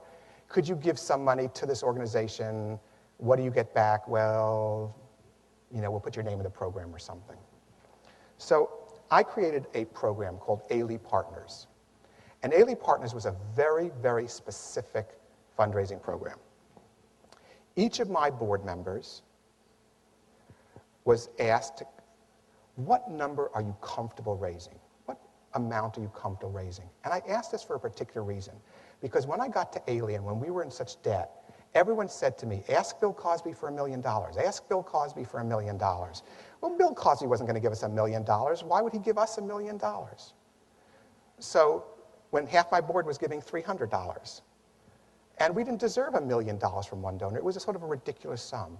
And people were constantly throwing around these big numbers. We need to ask this person for $50,000, this person for $100,000. And no one on my board was comfortable asking for that amount of money. So I went to each board member and I said, how much are you comfortable asking for? How much are you comfortable asking for? And I'm not giving an answer that I think is true for every board, but from my board at Ailey at the time, they were comfortable asking for $1,000. That was the amount, the maximum amount, so the good amount that they were comfortable asking for. Not $50,000, not $25,000, not $100,000. They were comfortable asking for $1,000. So I put together a program that was a $1,000 program. And it was very simple. You gave $1,000 and you joined a program called Ailey Partners. And what is Ailey Partners? Ailey Partners is a $1,000 club.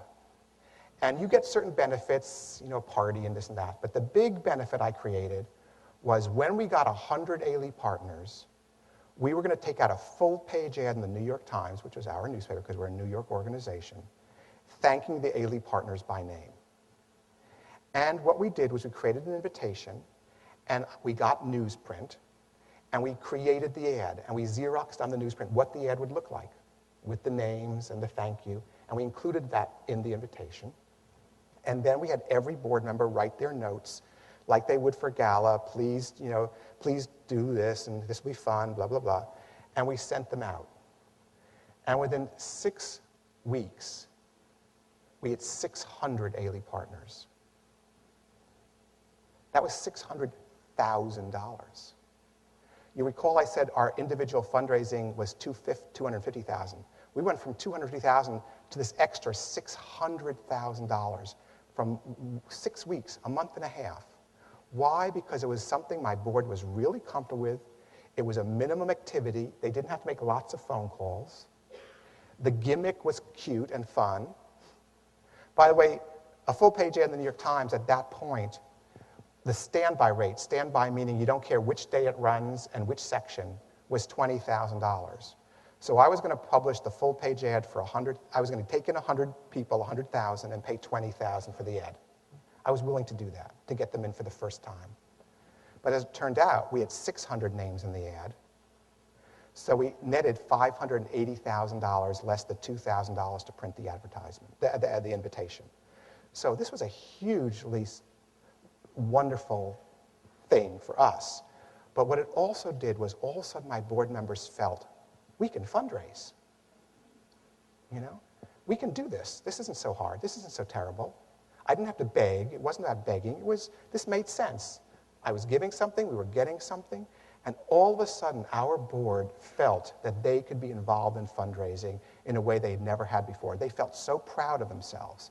And they kept track of each new, we got another one, we got another one, we got another one, we got another one. And as they kept in, I would keep on sending out letters. At that point, there was no email, saying we have another 50, we have another 50, we have another 50. And, you know, there was a celebration of this. And all of a sudden, my board, that was very dubious that we could raise any money, all of a sudden felt very positive about their ability to raise money.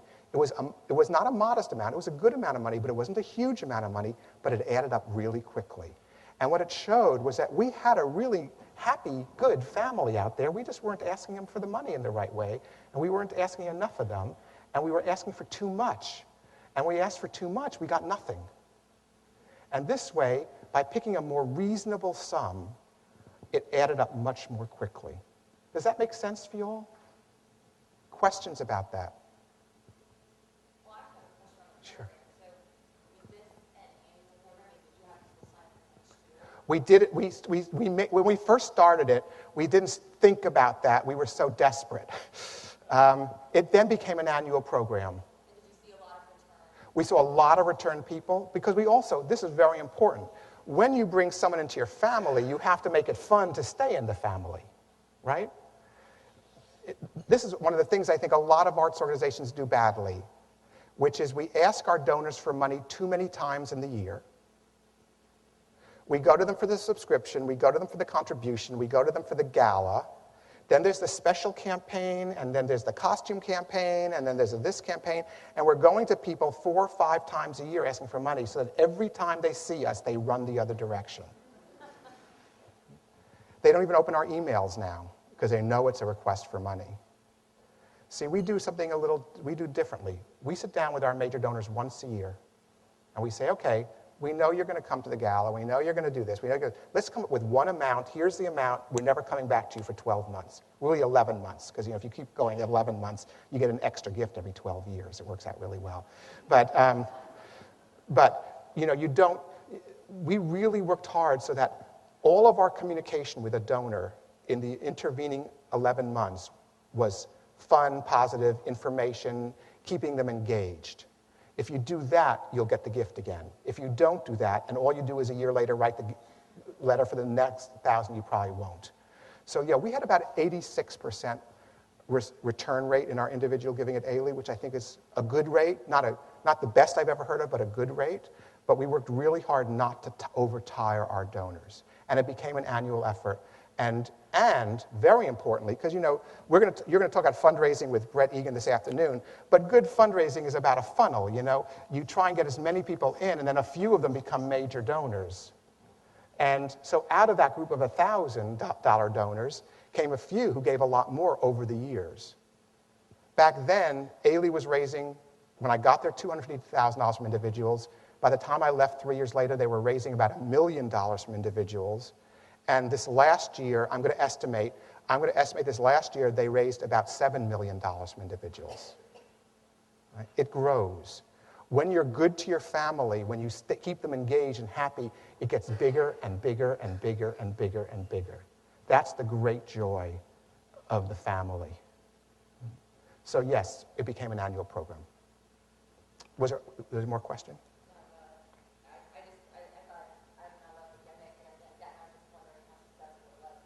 We didn't have to do the gimmick the next year. Because in the beginning, that was a thing that captured their imagination.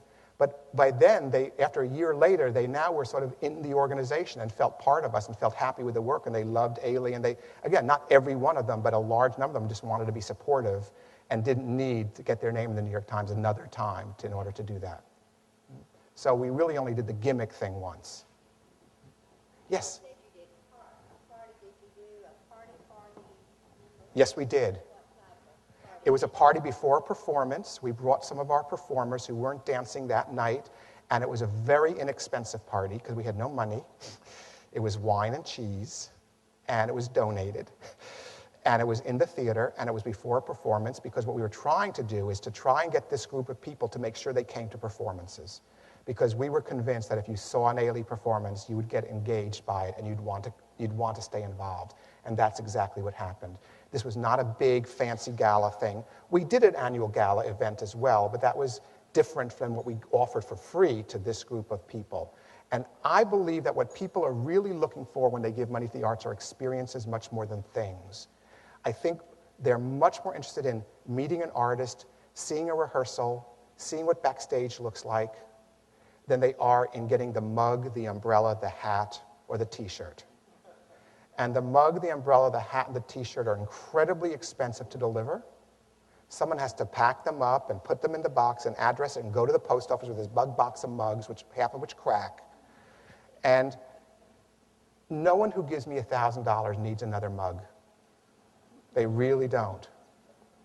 But what they really want is an experience. So I really focus on experiences. And you know, we in the arts create the most astonishing experiences. And we take them for granted a lot because we're there all the time. Just watching the sets be loaded into a theater is something that to the average person is fascinating, to see how the pieces go in and how they fit together and where they go and how this whole thing happens, or how the lighting is done, or going to rehearsals. You know, I have done a lot of my career in dance, and dance is hard because there are a lot of men who think they're not going to like dance. So the best way to get men interested in dance, I found, is not to bring them to a performance, it's to bring them to a rehearsal. And to sit in the rehearsal room as these dancers are doing these astonishing things. You know, ballet dancers have to do everything Michael Jordan does, but they have to land in 5th position. You know, so they see these astonishing movements, these astonishing activities, and they get excited by it. And I find that's a way of starting to bring people in. So I do everything I can to have people have experiences and not just the extra potato chip or the extra mug or that kind of thing. So I'm not as concerned about the food as I am about the experience of the event. Does that make sense? Yes, sir.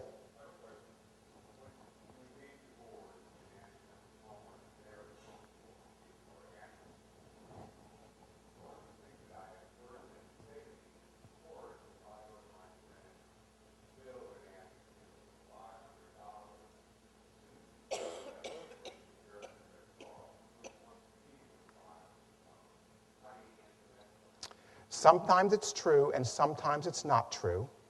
And what I've said to board members who hesitate to ask because of that, and I've had those people, believe me, we've had the same board member, is I ask them then just to invite them to a performance and let me take over from there. I want people in the door. For example, what kind of organization are you involved with? Performing organization? Do you have an annual gala? How many people come?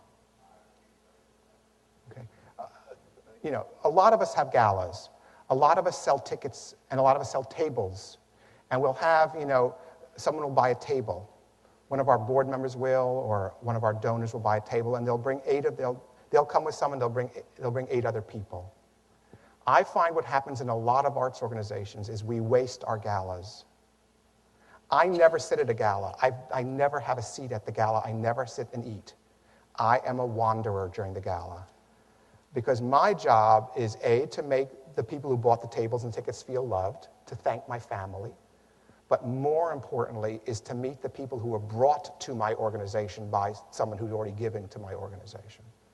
And so I spend an awful lot of time at events getting business cards and meeting new people and talking to people who I have not met before, who've never given to us, who were brought by a friend. And I would say, this is literally true, that 75% of the new donors each year to the Kennedy Center are people we meet at events. And I think a lot of arts organizations lose those people. They come and they go. We don't follow up with them enough. And we don't just follow up with a letter saying thanks for coming or an invitation to the next thing. We follow up with the ones we think are potent. I go and see them. You know, we actually go and talk. And we find, and I build mini relationships during the event with 20, 30, 40 people. And those people become our next best prospects. And we really spend time with them. So this is a way for a board member who doesn't want to ask to help, which is I get to meet their friends just by them bringing them for free to a gala, and then let me take over from there. But I want to get as many new people in that door as possible. Other questions? Everyone's very, very, very quiet today. All right. What happened at Ailey was by replacing half of our board, by adding them in clumps, by getting each board member to pick a project, by stopping board meetings from being too long or from being whining sessions, by getting our board members to participate in fundraising in a way that made sense for them, by focusing on a lot of good news, by making our board meetings not just about money. By doing each of these activities, we turned our board from 36 very unhappy people, all of whom felt the company was doomed and that we could never raise another dollar than we were already raising, to a very engaged, very excited group of people. And in that process, they became the true leaders of the family. And they were so proud to be part of the board. Some of those people are still on the board today, 20 years later. Some of them, a lot of them aren't. There's a lot of new blood on the board. But what we've tried to do throughout the years with Ailey is to keep this board as the leader of the family, as the happy group, as the group that's really going to, and I don't necessarily agree with, which is all we need is an endowment. And the second one was, we need a new building. So let's talk about those two. The all we need is an endowment. If someone comes to me and hands me an endowment, I'm thrilled. I'm thrilled. But the notion that before we're really healthy, we can divert some of this money away from the work we do and put it in the bank, in an endowment fund, and to take a lot of our attention, particularly the attention of the board and its fundraising, and take that money out of this cycle and put it into the endowment and only take 5% a year. Too few organizations are really ready for that effort. I'm not saying none are, but too few are. Until this cycle is humming really well, to take the money out and stick it in the bank can kill the art making, and it can kill the marketing, and it ends up losing family, and so you have some money in the bank and a sick organization. Part one.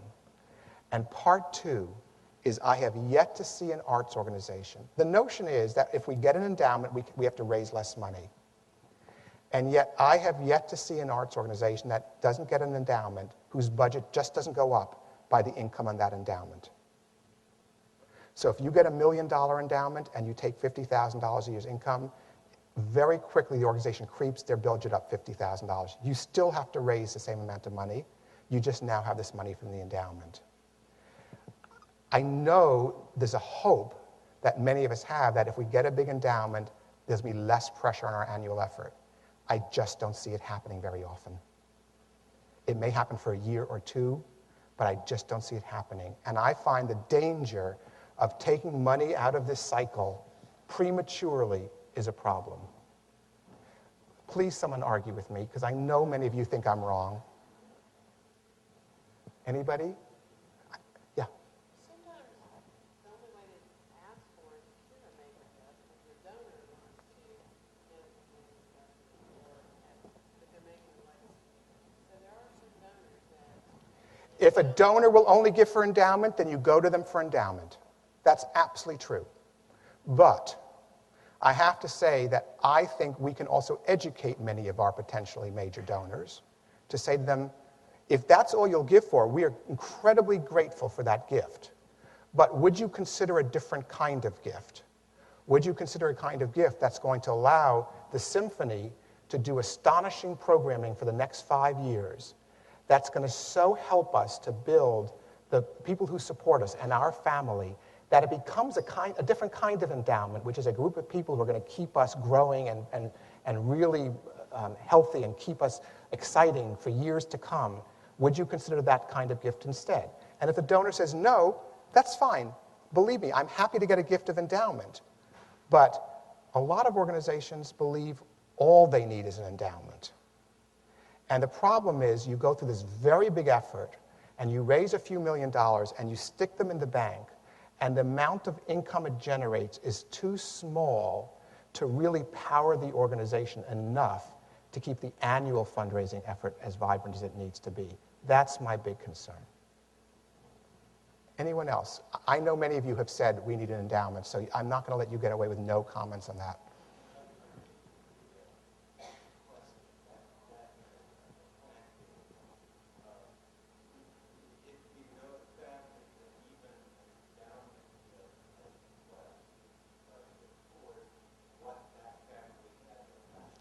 Absolutely.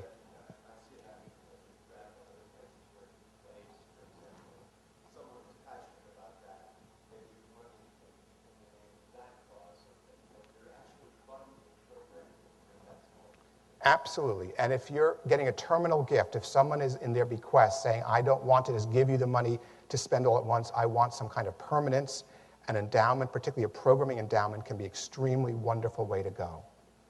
But I'm just concerned with the notion that a lot of people have that if we embark on an endowment campaign, we're somehow going to be safe. This last recession proved us that isn't true.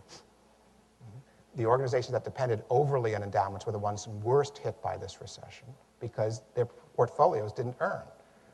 And I am concerned that too many organizations are scared about annual fundraising, where it's scary. It is scary. I understand it. I'm scared every day. But we're scared about annual fundraising, so we somehow think the endowment's going to take care of it, and it tends not to. Other questions or comments on endowment? The last point I wanted to make is about the building. The idea is we need a new building. Every one of your arts organizations has a mission statement because you're all not-for-profit arts organizations. And you all have a mission statement. And you know, the mission's the hardest thing to develop for a not-for-profit organization. It's so easy for a corporation. It's in the words for profit. Yeah, for profit, that's your mission. In the not-for-profit world, we only know what we're not for. But what are we for? And that's our mission statement. And I have yet to see a performing or visual arts organization whose mission statement is, our mission is to have a building. The missions typically have to do with education, entertainment, creating ballet, creating theater, doing new works, educating young artists, spreading the beauty of an art form, all kinds of things. And the problem is, when we take money out of this cycle and put it into a building, what we're doing is we're typically overfunding an infrastructure and underfunding the work. And too many organizations decide to build a building before they're ready to do so. And what happens is, all the focus of the board and of many of the donors is on this building. And we get an edifice complex. And we put all this money into here. And we underfund this. And what happens is we have a great opening night where everyone walks around loving the new building, but we don't have enough good art to put in that building. And there are so many arts buildings around this country that have opened in the last 20 years that are struggling because too much money was put in the physical infrastructure and not enough in the programming. And I really want to warn against that and to think about this cycle. And what really creates health in the arts is really exciting work that people get excited about and that they want to join you. So they support you, so you do more interesting work. And that's what creates the healthy arts organization. Is it lovely to have a beautiful building? Of course it's lovely to have a beautiful building. Are there times that it's right to have a beautiful building? Absolutely. When I was at Ailey, we rented space. And everyone kept saying, we need a building, we need a building, we need a building. And after my 3 years there, and after all that institutional marketing, after we structured the board, we paid off the entire deficit, and we built a nice little cash reserve for Ailey after 3 years. So by 1993, Ailey was a really healthy organization. And many of my board members and my staff members and our donors came to me saying, now it's time to build a building. And I kept saying, no, it's not. We're not ready yet. And luckily, the person who took over from me also understood that. And she spent 10 years, getting this organization so humming, so strong, the family so big and so potent, that at the right moment, she said, okay, now I can take a portion of this donation, I can take a portion of this money and put it into a building. And Ailey built the largest dedicated dance building in the world, in the middle of Manhattan. And now they have this astonishing building. But it took 10 years after the deficit was paid off for her to feel the time was right. And I so applaud her decision. Because what she said was, we're not strong enough. The family's not big enough. And we're going to take so much money out of the system of the organization to put in the building, it isn't the right time. And I'd really love for all of you who are involved in arts organizations to think that through. When is the right time?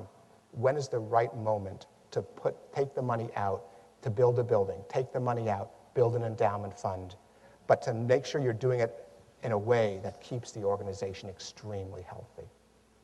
Any questions on any of that? On anything at all before we break for lunch? Let me just say that what's going to happen for the next few days is this afternoon, my associate Brett Egan is going to talk about fundraising. He's basically going to say, how do you build donors and how do you turn your family into money? I know that's going to be interesting to many of you.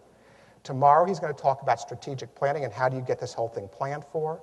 And then tomorrow, for the rest of the day, my head of marketing is going to talk about how do you get more people into your arts organizations? How do you get people into your exhibitions? How do you get people into your classes? How do you get people into your performances? And how do you do the programmatic marketing? So we're hoping to do over these 2 very quick days with a lot of information is sort of basically talk about each piece of this cycle. Is that okay? Thank you very much for your participation this morning. What we're going to do now, thank you. What we're going to do now is we're going to break. If you wouldn't mind leaving the room as we set up for lunch, and if you could come back at 1 o'clock, lunch will be magically ready for you all, and we'll continue with the day. Thank you very much.